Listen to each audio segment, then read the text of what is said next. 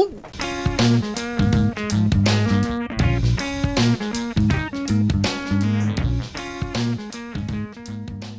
I knew I could count on you guys. This is day 17 of the 30-day stay-at-home order that we're under. And if you're just now tuning in, you can check out the other videos in this series up here. But the other day, I was sharing with you that, you know, there was a little bit of tension in the household, and it was squarely on my shoulders because it was just me irritated with everything. You know, there's just a lot of stuff going on, and you know, everything that was happening, you know, the dog, the cat, the kids, you know, everything was just driving me nuts. And I shared that with you. And felt a little bit bad because I'm just really enjoying this time that I'm having with my family, and we are truly getting along very, very well. Just patience were wearing thin on my side. So again, no yelling or screaming, but I posted that, and part of the reason that we are doing these videos is so that you can see what's happening in just an average family's life, you know, during this stay-at-home order. Like I said, we're 17 days into it of the 30 days, and things, you know, we've cycled through some stuff. And so we wanted to share some of those day-to-day celebrations and trials and errors and just what we're doing to try and get through the stay-at-home order, but in doing so, as we share stuff with you, it just reveals the community that we have. When I shared that, I can't tell you. I mean, there must have been, I don't know. I mean, I just got a whole bunch of notes and emails and texts and calls, and people were identifying with those emotions and those conflicts that were going on, and they were funny, you know. And that's, oh boy, did I need that. You know, I had friends just, you know, hey, that's our household, and you know. There was yelling and screaming that was going on in our household, and you know, I had a buddy, you know, give me instruction on real quick sarcastic comments to the kids, his boys and girls, getting them in line, and then some heartfelt, you know, right there with you, and it'll pass, and all that, and I love that. It's a sense of community, and one.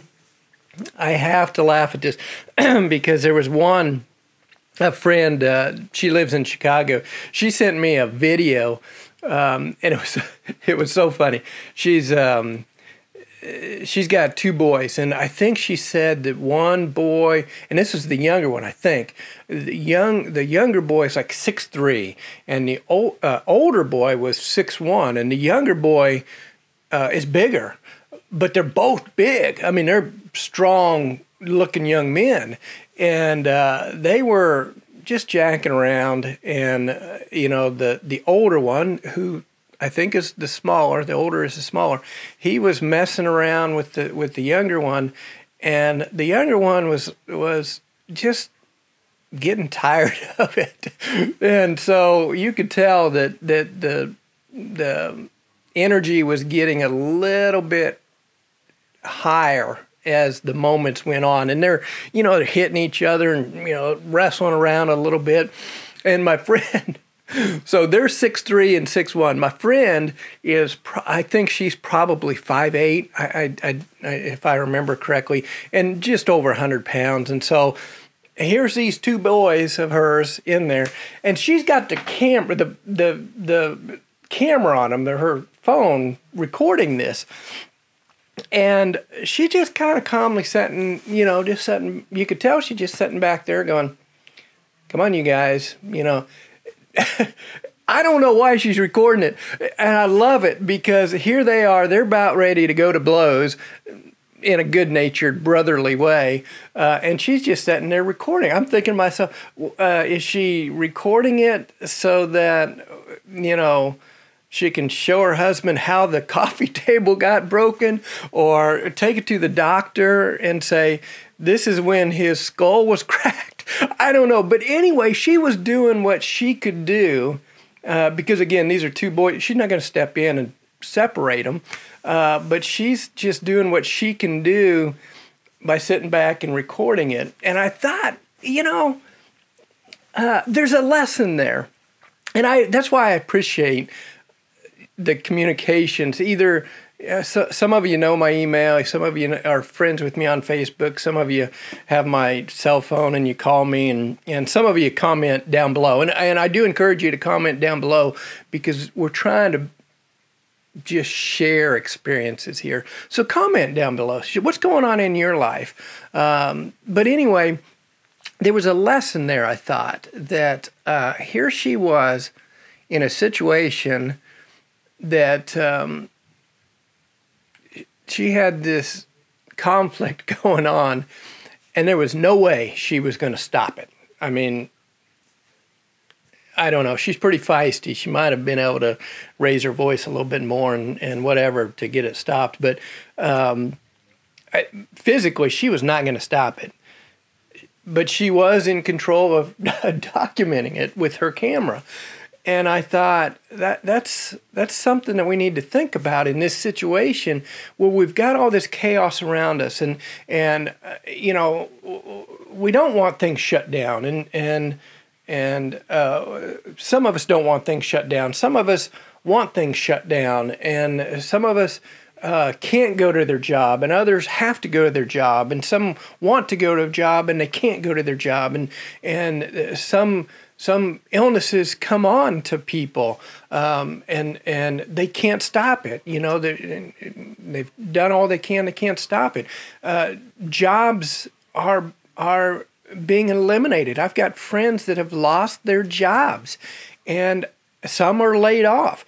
Some, like myself, are commissioned based, and we still have jobs, but our salaries are in half or a quarter of what it was last year. So there's a lot of stuff that's outside of our control, and it's easy to start focusing on that and lament over it and grieve over it and worry about it. But there's not a doggone thing I can do about some of it. Just like there's not a doggone thing my friend in Chicago could do about these two young bucks going at it. And so I'm thinking to myself, what can I do about the things that I'm in control of? That's what I wanted to focus on during this stay-at-home order. I want to focus on those things that I can have a sense of control over. That's why I put the routines in place for my physical health, my emotional health, and my spiritual health. And I've expanded that on to learning new things. I got the guitar over here. I'm practicing my strumming. Those are things that I'm in control of. And I can have an effect on that part of my life, and that gives us a sense of security. And so, I guess on this day, the 17th day of the 30-day stay-at-home order, I would encourage you to focus on those things that you can control. That's the only way you mentally survive something like this. Focus on those things that you can control and let the other things fall where they will, okay? And I don't know what your belief systems are, and I don't know how you deal with things that you recognize are outside of your control. My faith is strong, and today, most especially, this is a Thursday, the Thursday before Good Friday, and then the Resurrection Sunday, or Easter Sunday, and it's Maundy, Thursday, and it's a point in my Christian faith that the reality of where my faith comes from, becomes very clear. And so I can rest on that. Again, I don't know where you guys are on different things, but that is my peace in knowing that I've been given skills and I've been given opportunity and resources to handle what I'm supposed to handle, and that's what I'm to focus on. And those things that are outside of that, I need to have just peace in knowing that it will be handled and it will happen as it's intended to happen. And so that's my message for you today, is focus on those things that you can control and find peace in that. I do trust that you're doing everything to stay safe, keep your family safe, keep your friends safe. I hope it's going well for you, and I'll see you tomorrow.